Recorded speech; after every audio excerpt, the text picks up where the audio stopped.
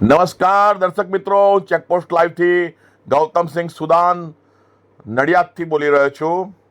આપ આજે દ્રશ્ય જોઈ રહ્યા છો તે છે ડીસા નગરના ઉત્તર ગુજરાતમાં આવેલ ડીસા નામનું શહેર. ગુજરાતનું માથું ડીસા.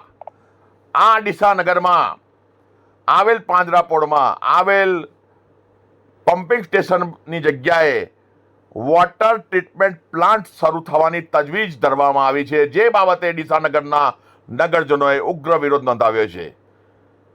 કારણ કે ત્યાં અંડર વોટર ખૂબ જ કેમિકલ હોય અને એવી બધી બાબત છે, અને જે બાબતે ત્યાંના નિવાસી લોકોએ વિરોધ ઉઠાવ્યો છે.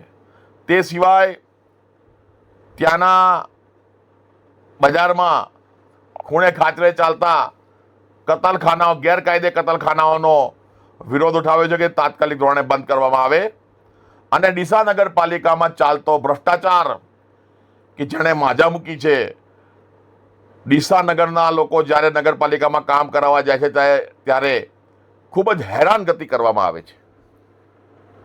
જેથી આ બાબતે શાંત તિરંગા યાત્રા કાઢી ડીસા નગરના નગરવાસીઓએ આવેદનપત્ર આપેલ છે.